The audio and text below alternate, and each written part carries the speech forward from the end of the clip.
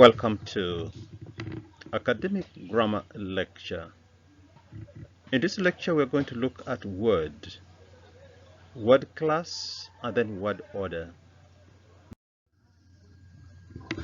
In our introduction, I want to draw your attention to the following areas. Studying English at university, as most of us know, is a cumbersome affair. As I mentioned in the previous lecture, it seems a waste of time. Students hate it probably because it is improperly packaged.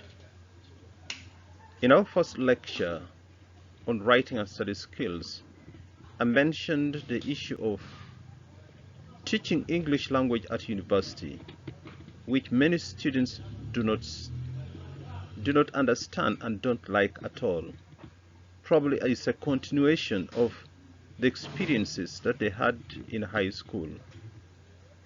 But then again, I added that studying English at university is done for a particular purpose, to enhance your competence in the quality of your essays for coursework and examination.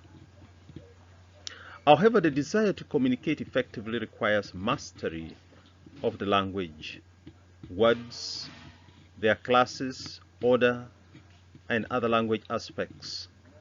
So this becomes very important and completely inevitable that you need to have this competence in order to communicate effectively, not only when you're writing your coursework as well as examinations, but even outside workplaces, in the workplaces, outside the university, you will still be required to communicate effectively.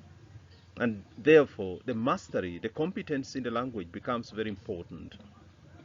Think about a situation, for instance, when you chose a wrong word or an inappropriate word or an ineffective word to communicate. What happened? Can you try to recall it? We shall discuss some of these aspects of language in this lecture. But what I want to draw your attention to is about this competence in the language. Because once now you do not have the competence in the language, the kind of words that you are going to choose in order to communicate will be affected by that particular choice. So it is important that you have the mastery of this kind of competence, so that whatever word you choose is appropriate, is effective to communicate what you want to say. Again, I would like you to realize that this need to master words. You master their classes and the order in which they occur, and also how to spell and punctuate them in sentences, because this is the whole package of this competence in the language. Remember that academic writing has no patience completely for errors in grammar, particularly when you write. You know, once now you have errors in your writing, and somebody who is reading your work discovers that there are some obvious errors that could have been avoided, it is enough to put off that person. I remember when I was doing my studies at master's level, we had one lecturer. If you submit work that has grammatical errors, he will begin to deduct marks until he has deducted marks for all the kind of errors that you have carelessly left in your essay. So this is why actually this course unit, we are emphasizing the need to write your essay using the kind of grammar that is effective and can communicate effectively. Finally, use this lecture, my piece of advice to you, that you use this lecture in order to write your academic essays professionally.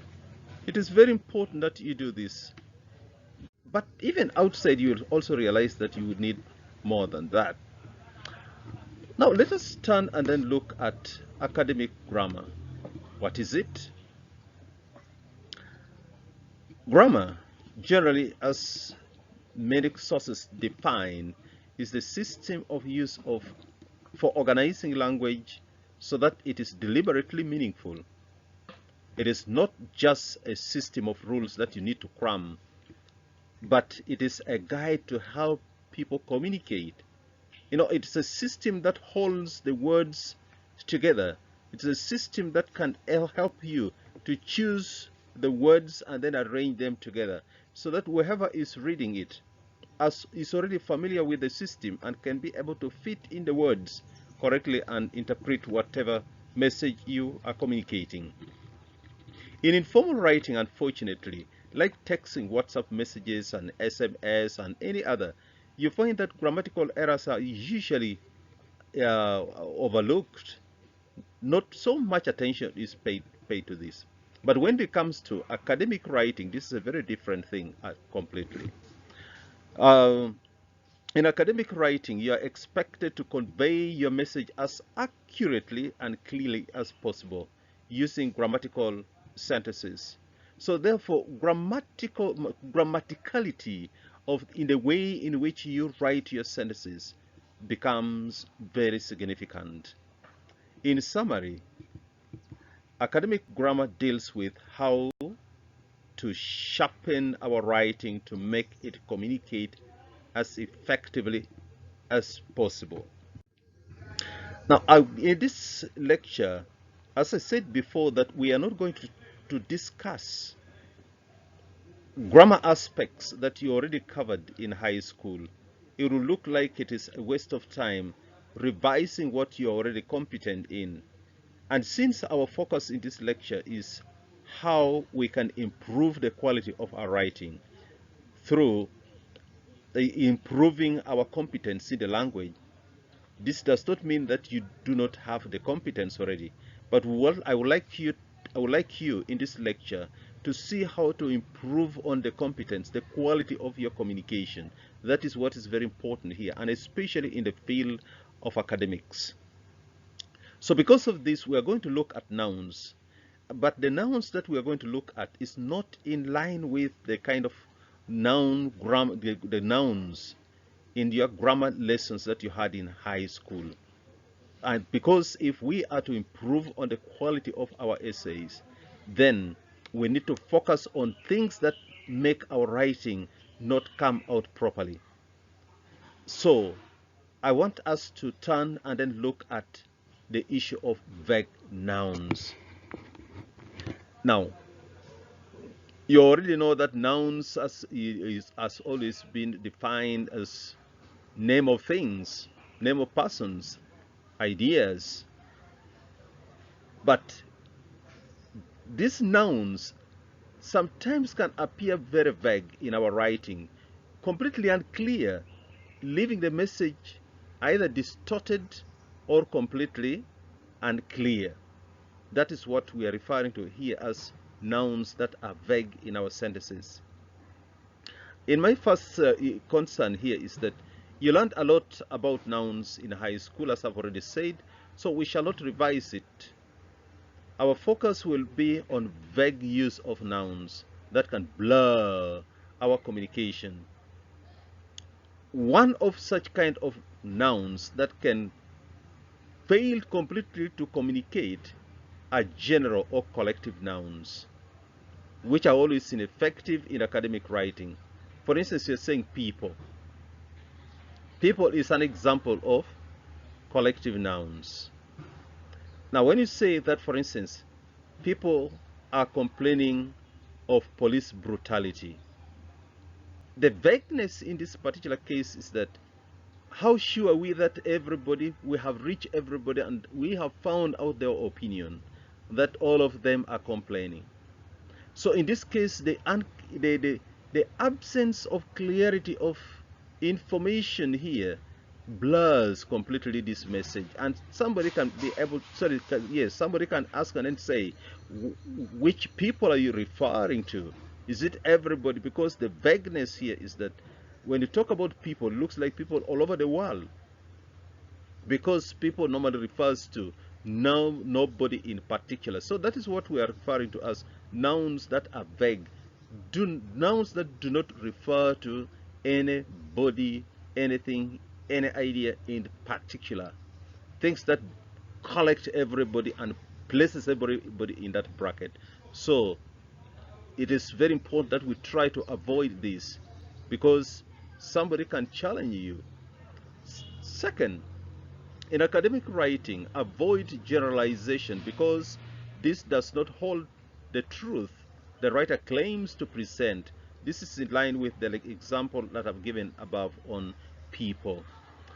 How sure are you that everybody is complaining and that the entire police force is brutal? Because, say, people are complaining of police brutality. This is what you usually see in the newspaper headlines. But again, you begin asking. There are some police officers. Recently, I was in Obale, and I found one. I saw one police officer who was, during the riot, one police officer was helping people to avoid being injured or being attacked by other police officers.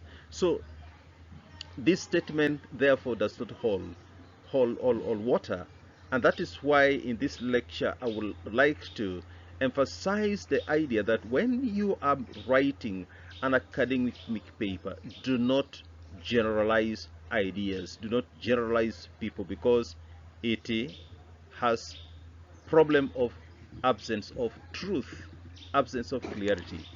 Some examples of vague nouns include area, case, degree, aspect, factor, situation. Let us look at one example here. Our government has performed well in the area of public service. In the area of public service, again, that is general. It generalizes public service, and we do not know what area of public service has the government performed well. So through editing and proofreading, which we briefly talked about in the first lecture, you can be able to sharpen this statement, make it clear and precise. We can rewrite this statement as our government has performed well in health service. So this is clear because we have removed the word area, which is general, and now I've replaced it with the word health, so that because public service is a very broad area. Let's continue to look at how nouns can become a problem in our writing when they are when we treat them from a general perspective. Now, I want us to look at the issue of the concept of nominalization. Now, nominalization may sound like a mouthful, a word that is a mouthful, but what actually is meant by nominalization is that it is the process of turning verbs and sometimes adjectives into nouns, what we call abstract nouns, which I'm very sure you studied during your high school. Nouns can be converted into abstract nouns. Most of them are these words that end with T, I, or N, or S, I, or N. For instance, we have words, a verb, expect. We can turn it into expectation. Commit, we can convert commit into commitment. Now, although we have not discussed abstract nouns, those are the nouns that we cannot appreciate them through the five senses. Things like love does not exist in a body. You cannot smell it, you cannot taste it, you cannot hear it. Through the five senses, you cannot be able to appreciate such kind of nouns. So they are regarded as abstract nouns. And abstract nouns usually make our writing not clear at all. And you have to make a lot of effort, possibly by describing and providing a lot of details. unnecessarily. That can even actually make your work crowded with so many words and so many sentences, possibly in something that you should have said in a few words, you are likely going to say in so many words. Let's look at some of these examples. First, let's begin with abstract nouns that are derived from verbs. Some of those that we have mentioned above. For example, look at this sentence. Sorry, we conducted an investigation on the effects of corruption on service delivery. We conducted. So in this sentence, the verb conducted is an action verb, but unfortunately, it disappears into investigation, and then the verb which we could write as corrupt has been converted into corruption.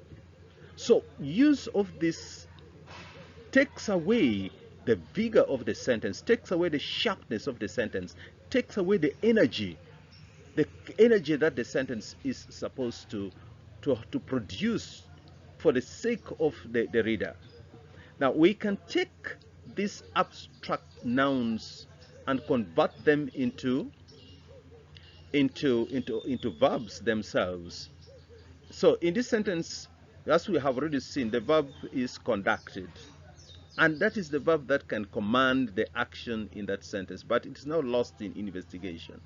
So this verb is vague. We don't know who conducted it, and it weakens the power of the more powerful verb investigate. So we can rewrite this sentence and convert investigation into investigate. So we can have a sentence, rewrite that same sentence to read, we investigated the effects of corruption on service delivery. Yes, we have retained corruption because there's no other way we can. If the corruption was describing the action of another noun, then it would be. So in this case, we retain corruption as a noun, abstract noun, but at least we have bettered the sentence by dropping the word conduct, because once you have the word conduct and investigation together, then one of them must lose its position of being a verb into an abstract noun. So at least this sentence now is much better than the previous one. So this version is clear and precise. So you have used fewer words. Let's look at a few more examples of verbs that have been converted through nominalization. So we have, for instance, this sentence that reads, intravenous injection of the drug appears to be the fastest method of administration. However, limited diffusion of drug across the blood-brain barrier may act as a constraint on its effectiveness. Too wordy in this particular case. Here the idea is that, drugs can be administered into the body, either through the veins or through the tissue.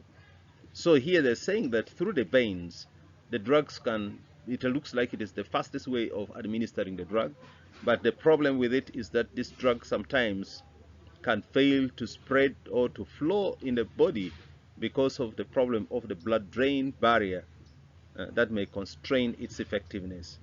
So again, as we saw in the previous one, verbs such as inject has been converted into injection. Administer has been converted into administration. Diffuse has been converted into diffusion. And effectiveness is different. Okay, at least these three: injection, administration, and diffusion.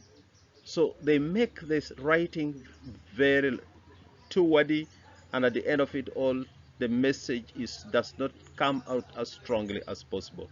Let's see the possibility of how possible we can rewrite this We can convert the abstract noun, as we did with the previous case, into verbs to create a more concise and compelling sentence. You know, the fewer the words, the much clearer the communication is. So here we can have the fastest way to administer, not administration, to administer the drug is to inject, not injection, to inject it intravenously. However, if the drug does not diffuse across the blood bank, this treatment will fail. So in this case, you have gone through a lot of stages. You have done a lot of editing, not just on the stages, but a lot of editing in order to come up with this kind of sentence. One, you have rearranged the sentence, rearranged the words, you have dropped some of the words, you have not just only reconverted the abstract nouns into verbs, but you have reorganized them so that the sentence can, because usually once now you convert one word, definitely the meaning of the sentence will change, and some of the words may not actually fit in the positions that they were in before, so you will have to rewrite. So this is the part and parcel of the editing that we mentioned in the first lecture. Let's look at the passive voice and abstract nouns, which can actually reduce again the quality of our sentence. Ladies and gentlemen, I would like to appeal to you that we must fight for the quality of our sentences, the quality of our communication. So therefore, the words that we choose must actually help us to communicate, but not to constrict our communication. Let's look at this example here. You already know what the passive voice is. We already talked about the abstract noun. Now combining the two, having the passive voice and the abstract noun in the same sentence, can make our writing completely lose the kind of communication strength that we want it to produce. So let's look at this sentence. Although drugs exist in although drugs exist to slow the progression of kidney disease, a failure to cure the condition is often observed. Again, we have the abstract noun here. We don't know who is doing the actions in this sentence. And then the verbs that we should have been converted into abstract noun. Progress to progression, failed into failure. So I think those are the two most important verbs that we have transformed, and in the process of transforming them into abstract noun, they have lost their strength. Remember that action verbs are the ones that can carry the message more powerfully into the ears of our readers. So in this example, the important point is that the drugs fail to cure the condition, but the abstract noun failure and the passive phrase is often observed. You can see that it has weakened the meaning of this sentence. So we can improve the quality of this sentence by removing the passive voice and converting the abstract noun into the verb, so that we have this sentence rewritten as, although drugs exist to slow the progression of kidney disease, they often fail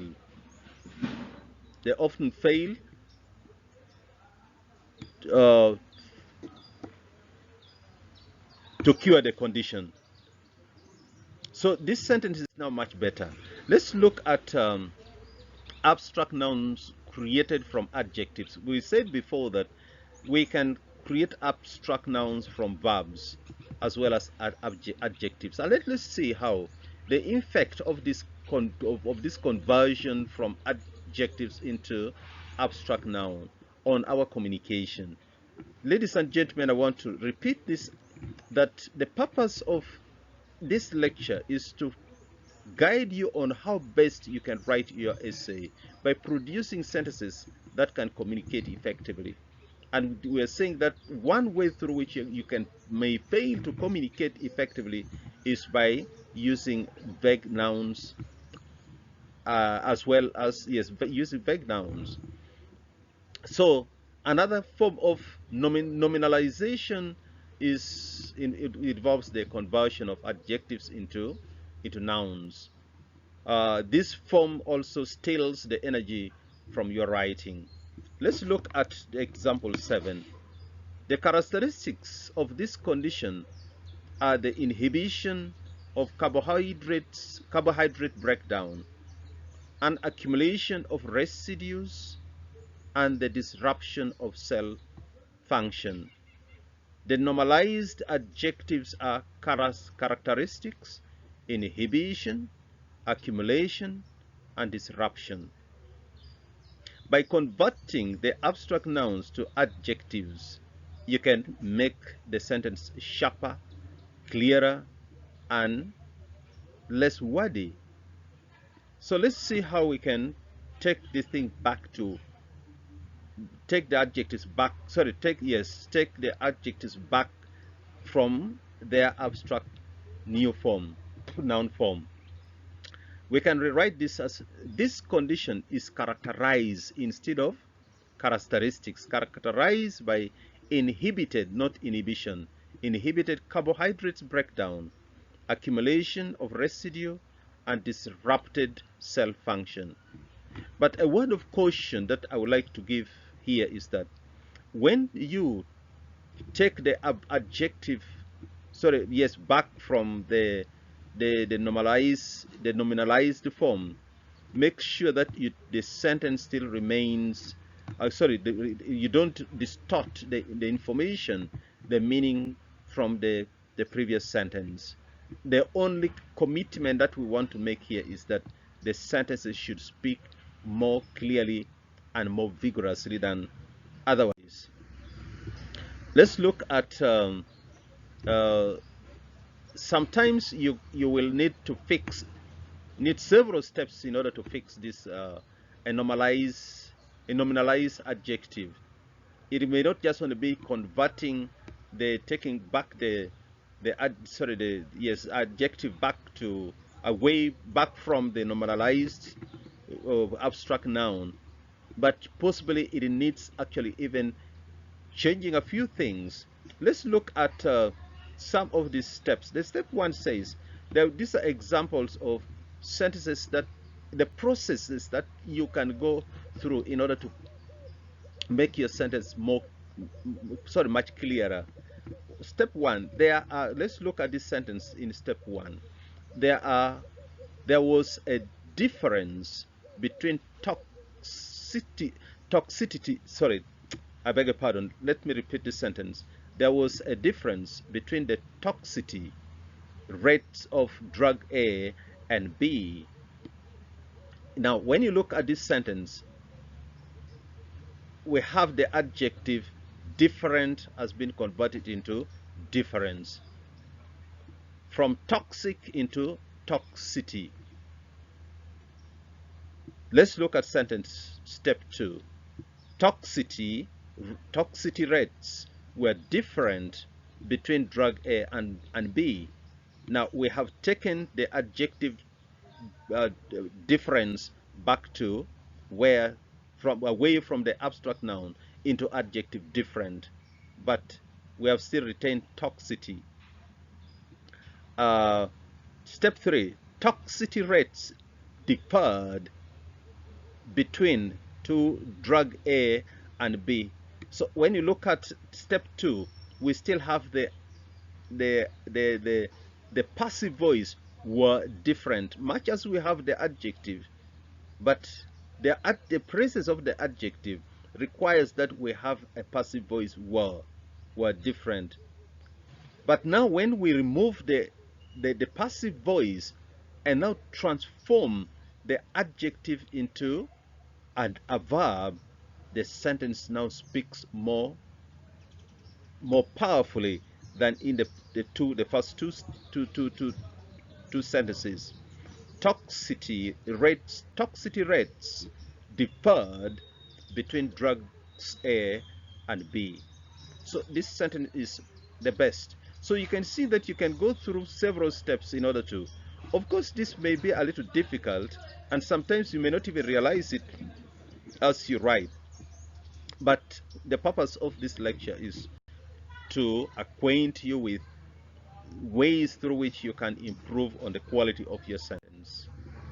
Let's look at vague pronouns. Even pronouns can appear very vague.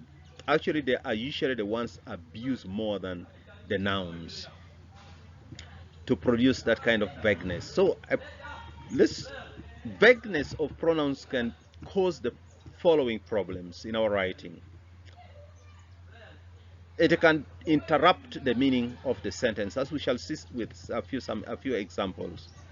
They can lead to confusion, or can lead to unclear message, or can leave the reader wondering what exactly you are talking about. It can also refer to more than one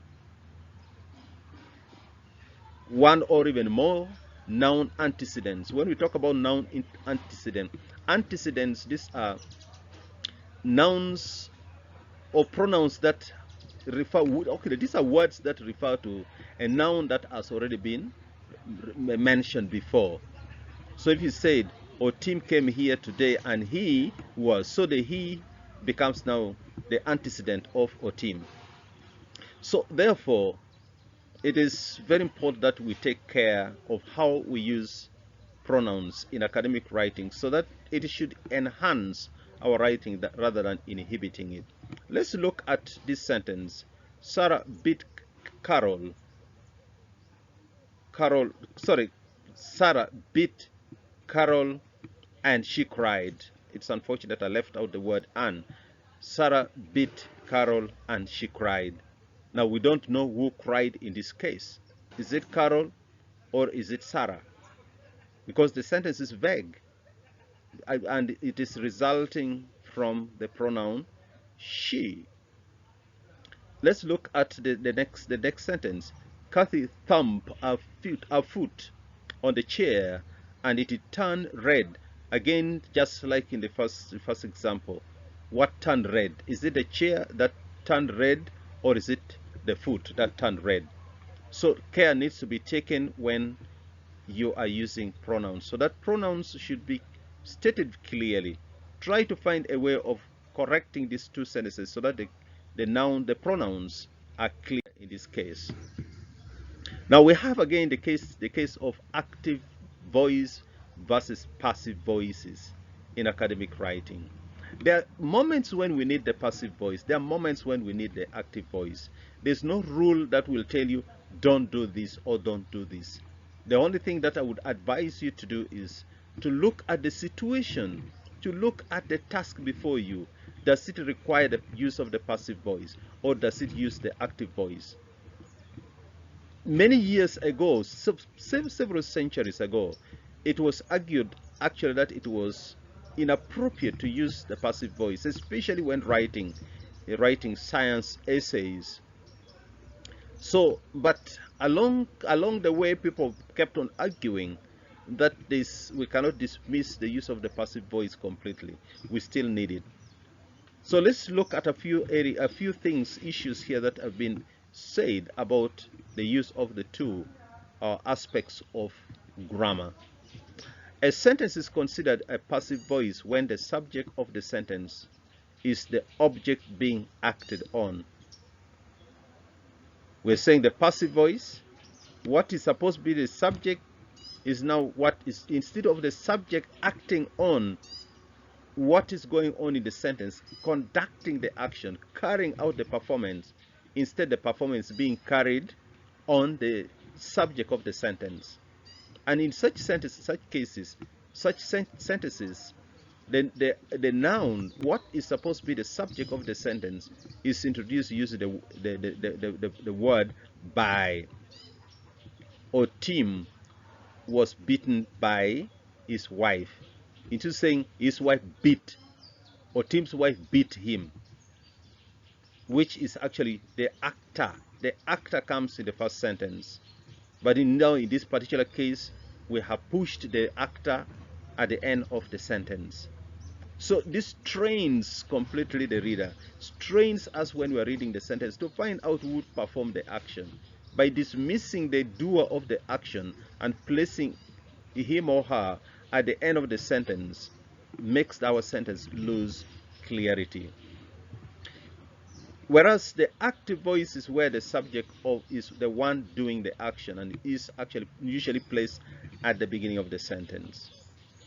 So most writing guides, ladies and gentlemen, for instance, like the American Psychological Association, the APA, which we shall study later on, the 6th edition, section 3.18, argues that active voice is for clarity and conciseness. So for the American Psychological Association, which is one of the formats that is used in writing academic papers and documents, argues that there's no room for use of passive voice, because if you are to write your sentences clearly and concisely without putting too many words, because say by so and so, you're adding unnecessary words there. But according to scholars, the general opinion is that the passive voice makes writing flat and insinuates evasion of responsibility in writing of any form, not just scientific writing. Yes, the argument here is that when you use passive voice in order to write an essay, it seems like you're avoiding who took the action. In most cases, people argue that the passive voice is used in order to hide away the doer of the action. And yet, in academic writing, we want to know who has done what. So, including the name of the person or the doer of the action in the sentence is what qualifies the sentence to be clear and concise. Now, when discussing a point, it is imperative, it is important that you express that it is you. When I repeat this, that when discussing a point, it is imperative that you express that it is you who has performed certain things and having specific assignments. So so this one takes us to the use of the active voice that mentioned the doer of the action of certain things.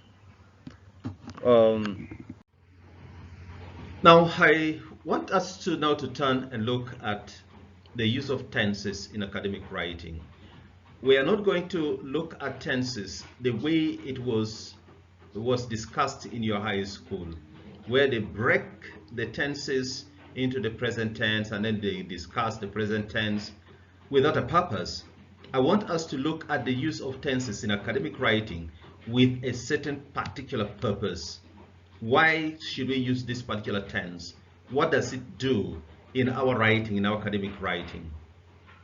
So there are three tenses used in academic writing. We have the present tense, we have the simple tense, which can be the past simple tense. Then we have we have the present simple tense, we have the past simple tense, and then we have the present perfect tense. These are the tenses that usually dominate our writing in any academic work. This does not, ladies and gentlemen, mean that we cannot use any other tenses, but these are the tenses that I would like us to draw attention to with a particular concentration and attention. These tenses can be used both in passive and active voice, as we have already just discussed the use of the passive and active voice. Now we are going to look at the importance, the significance of each of these tenses. What role do they play in academic writing? The present simple tense is the most common tense in academic writing, and it is usually considered as the default unless there is a certain reason to choose another tense. For instance, if you're making you're writing your research paper, many cases if you quoting a source, you say so and so says, reports. So you find that the present simple tense becomes the most important tense to use, especially when you are quoting from a source. Let's look at what happens from a bigger perspective now with examples. Let's begin with the present simple tense. We'll have the function and the example in the table that I have presented here. 1. Why do we need the present simple tense? We're told that it is to frame a paper. It is used in introductions to state what is already known about the topic, and in conclusions to say what is now known. For instance, in the beginning of, when we talk about the introduction here, it doesn't mean that introducing an essay, you are introducing an idea. It is, for instance, somebody can say it is common knowledge that children who grow up among parents who are always never there tend to develop behavior that are antisocial. It is common knowledge. So we are introducing that concept. So we are saying that it is already, that is what is believed, what is known. But as the discussion continues, you can shift from the present simple tense to another tense, depending on what you are discussing. Then you say that in the conclusion too, we use the present simple tense. Let's look at the examples which are given here. Scholars share a common argument that engineering is the most male-dominated of all professions. Scholars share, that is what is known. So this is the opening statement, maybe of a particular paragraph. And then now as you continue to discuss, you will possibly slot in the present perfect tense, and the past simple tense will also come into play. But what we are being told here is that when you're presenting information, a piece of idea that is already known, and especially in the first statement that you make in your paragraph or in the essay, it is advisable that you use the present simple tense. It is not a rule, but it is a recommended procedure. Then let's look at the second example. The timing of college enrollment is associated with a number of variables. So again, if we look at this statement here, it is what is common knowledge. Common knowledge, and it is being presented using the present simple tense. 2, to point out the focus, the main argument, or the aim of the current paper or the current document that you are writing. If the focus is on this, if you're saying that this is what I want my readers to focus on, then you can use the present simple tense to bring that idea out. Like for instance, in this paper analyzes, you're saying, you're not going to say this paper analyzed. If you're writing even a coursework, you can still use this paper, or yes, you can say this paper, or this essay analyzes, this essay explains, this essay interprets, this essay presents. You're not going to say presented, because the focus is on the key idea that you are presenting, and so you cannot use the past tense when you are presenting such an idea, because it is the point of focus in this particular case. 3, you can also use the present simple tense when you're making general statements or conclusions or interpretations about findings of current or previous research. It focuses on what is known now.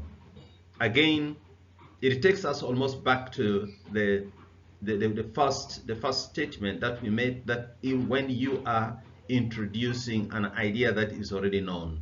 So even here we say that you are drawing a conclusion. You're making a general statement that either makes a conclusion or an interpretation of the findings that is already known. So you are encouraged to use the present simple tense. And as I said before, it is not a rule, but it is a recommended tense when you're dealing with this kind of scenario. Like for instance, we have this example. Graduate school is regarded as crucial for starting an engineering career because failure at this stage closes the door to professional engineering careers, and later career trajectory change is more difficult and the longer it is delayed.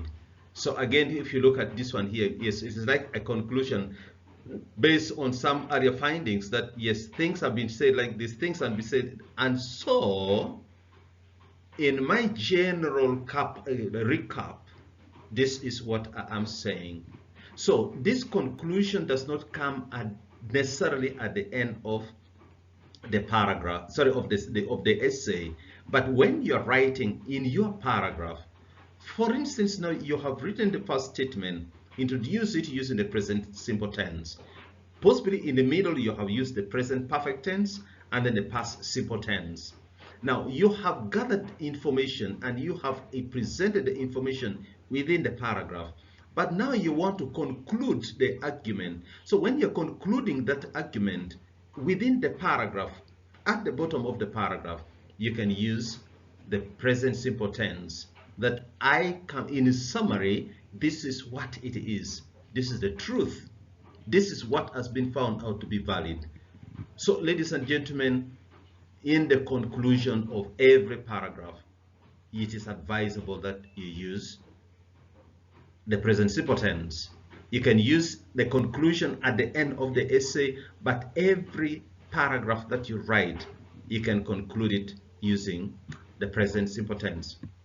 The fourth is to refer to findings from previous studies without mentioning the author's name. You can say that many researchers have found out that, agree that. So you can see that it is the present simple tense that is being used here. We have not mentioned the name of the author, but at least we are referring to the findings that possibly either one author or several authors have found out or have recorded. Like for instance, we have in this example, children ingest roughly 50 to 200 milligrams soil per day, and then we're saying that's and then putting there the page. Okay, those are the page numbers 2 and 3. Then the last item is that when we want to refer to tables or figures, your course may not be able to, you may not be taken through research that can involve the use of tables and figures. But ladies and gentlemen, no knowledge can choke anybody. No amount of information can kill anybody. So it doesn't matter if you can be able to learn the thing now than later on, possibly even on your own, so that you can be able to acquaint yourself with some of these practices, so that when that time comes, when you're going to include figures and tables in your essay, you already know what kind of tense to use in order to make the presentation. The table above is about, for instance, you can say the figure shows us that. You're not going to say the figure showed us or has shown us. So you use the present simple tense when you're referring to tables in your essay, in your research, the figures in your essay or in your research. I believe that even at the diploma level, you can be able to present your essays where there are tables, there are figures. Ladies and gentlemen, as I mentioned sometime at the beginning of, in the first lecture, that the purpose of writing and study skills is to enable you succeed in life, succeed in your career, succeed in your university education. So going an extra mile to present tables and figures in your essays, even when possibly you have not been taught, that will put you on a very huge advantage. So where figures are possible, where tables are possible, you should be able to include them in your essay or in whatever presentations that you're making. But as I said, that when you're making reference to this, please use the present simple tense to come. Let us now turn and look at the use of the past simple tense in academic writing. Let's look at the functions and the examples that we have been given. The first function of the use of the past simple tense in academic writing is that it is used to report specific findings of a previous study, usually with the author's name in the sentence to support a general statement. There are two things to consider here. We're saying it is a previous finding where you have included the name of the writer and you're using it to support a general statement. Those are the three things in this case. Remember, when we are talking about the use of the present simple tense, we say that you use the present simple tense to refer to the previous report or previous finding when you're not going to include the name of the author. In this case, you include the name of the author, but with the concern or the interest of focusing on the general statement.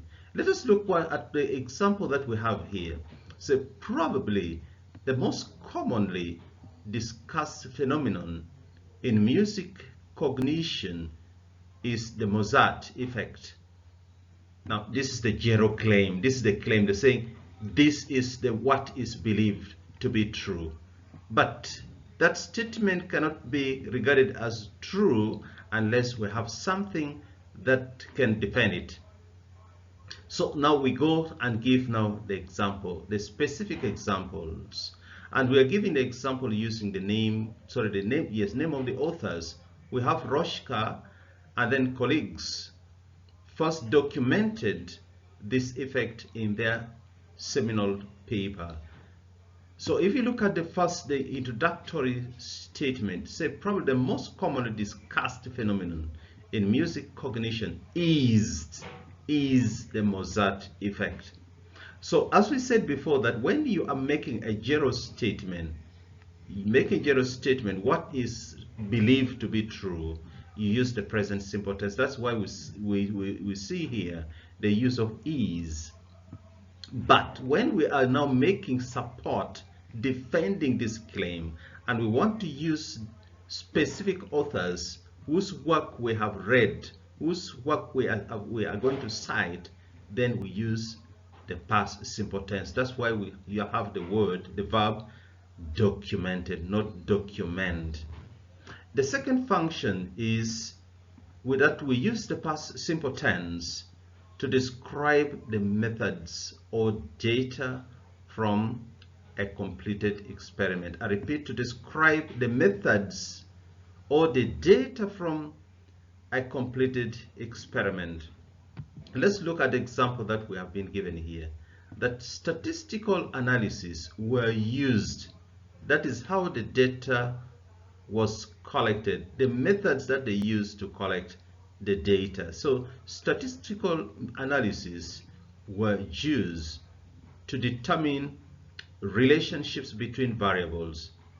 So again, here we're saying that should you want to, remember ladies and gentlemen, we said before that in order to defend yourself, in order to make your statement believable, you need to borrow from other people. We are going to look at this aspect later on in this course unit. So do not worry about this. Some of the things we shall keep on referring to them. Even though your course does not allow us to go deep into the research and research presentations. But at least the elementary aspect of it that we shall be discussing, we should be able to point out some of the things. But I want again to re-echo what I said before, that knowledge or information has never killed anybody. So having a little more touch on this, even at individual level, can never kill you, can never make you less human. So it simply puts you at an extra edge above others if you can be able to present any essay that you write, assignment, coursework that you write, and present information from other sources. So if you're looking at the statistical, sorry, not the statistical, but methods that were used, or any data that was collected to support a certain view, certain opinion, then you can say that statistical analysis or statistical data that were used to determine the relationship. Okay, of course the sentence will not be like this, but here we are only using it to demonstrate how you can use the past simple tense. Although we had said previously that we try to eliminate the use of the passive voice, you can see that here we are using the passive voice were used because we are talking about a process, and we are interested in the process rather than the action. It's the doer of the action. Then the last is after any past time marker. Ladies and gentlemen, we use words to mark time, to show time. Sometimes we use adverbs of time to mark time. We can use the tense to mark time. Now, what is very common, especially with the adverbs, we have the adverbs of time, such as after, during, when, and so forth, to mark time, to show the period of time when something happened. So we are told here that after any past time marker. Now our past time marker here is after. So after the use of after the war, then the next tense that we are going to use should be in the past simple tense.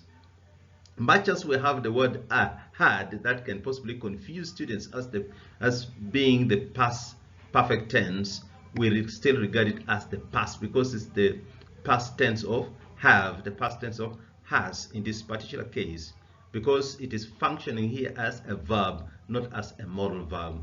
So ladies and gentlemen, these are the three areas where you can use the past simple tense when you're engaged in your academic. Let's look at the present perfect tense. When do we need to use the present perfect tense in our academic writing? Again, let's look at the functions and the examples that have been given here. The first one is use the present perfect tense when you're introducing a new topic. Could also be used to introduce a new report or paper. Remember the present simple tense when you are talking about something that is generally believed to be true, or you are introducing a study but without using the name of the writer. Now this one here is anything new that you're introducing. It is advisable, and as I want to repeat this, it is not a rule, it is what is believed to be a requirement. A requirement is usually not a rule that cannot be abused. But as I said before, it will be very helpful if you can be able to practice and master this, so that when you write your essay, it comes out to the best of your effort. So we have an example. There has been a large body of research regarding the effect of carbon emissions on climate change. So probably this is a new topic, sorry, new paragraph that you are introducing. So if that is the case, then it is advisable that you use the present perfect tense.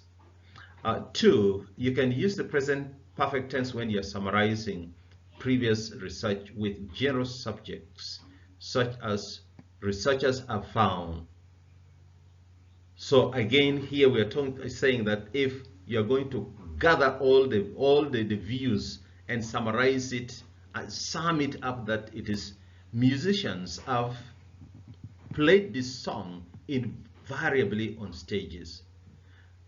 So like we have here, some studies have found that girls have significantly higher fears than boys after trauma. And then we have the sources included in the brackets there. So if it is you're bringing in so many of people who believe in a certain in a certain concept, and that is, you want to tie all of them together instead of referring to one person individually.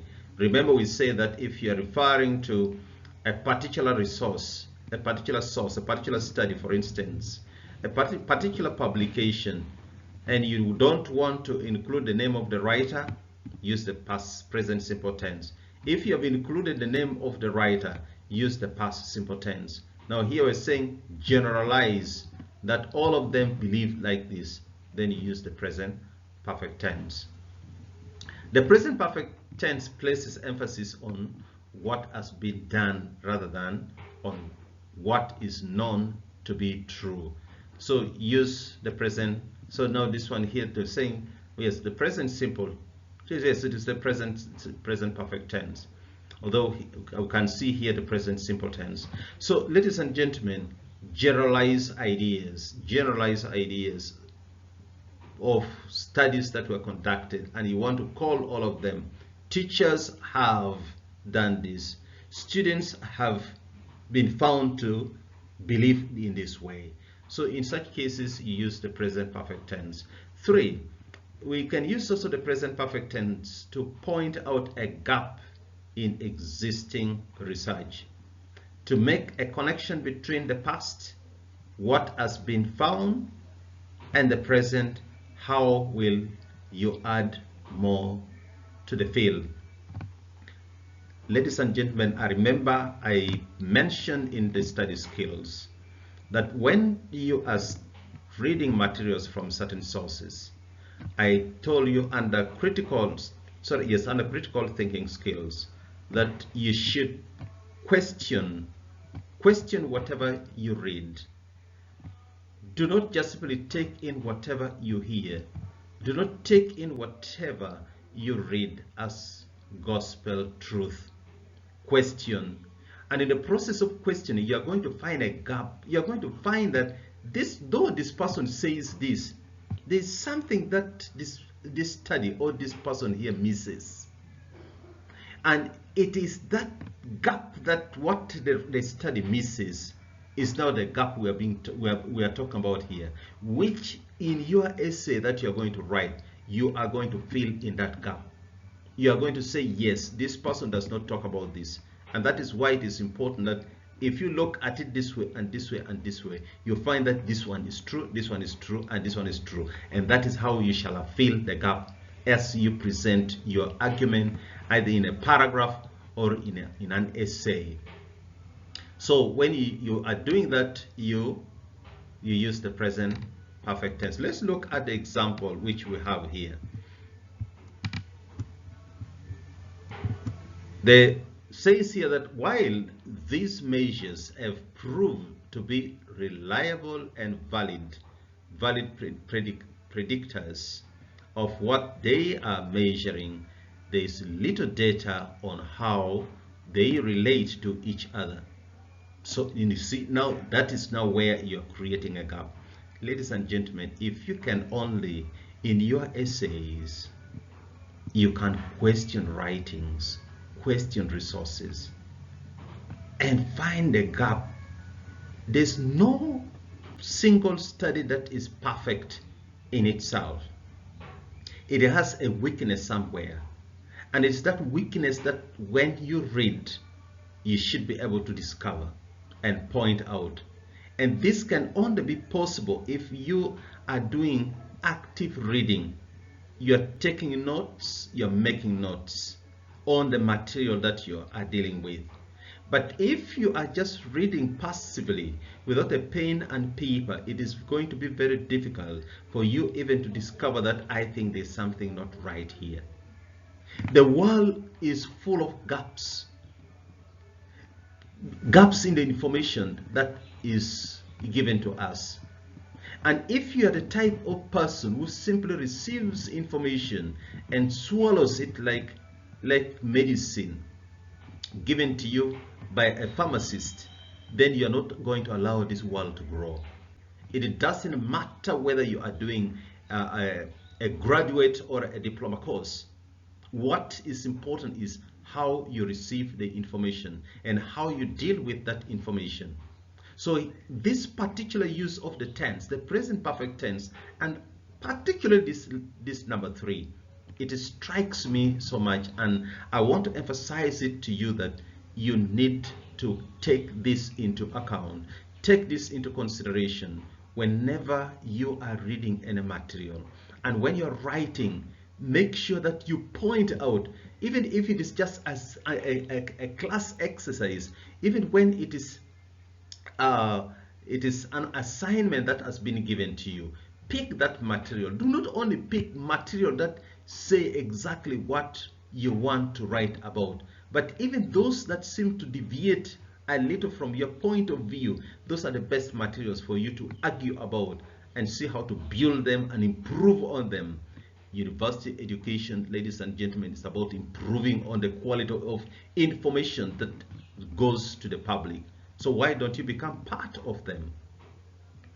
The last one is that the present perfect tense is used to describe previous findings without referring directly to the original paper, original source.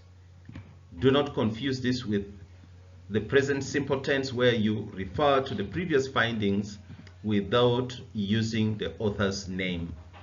This one here, without referring to the original source where the information was got. Like for instance, here it says that it has been shown that biodiversity is not evenly distributed throughout the world.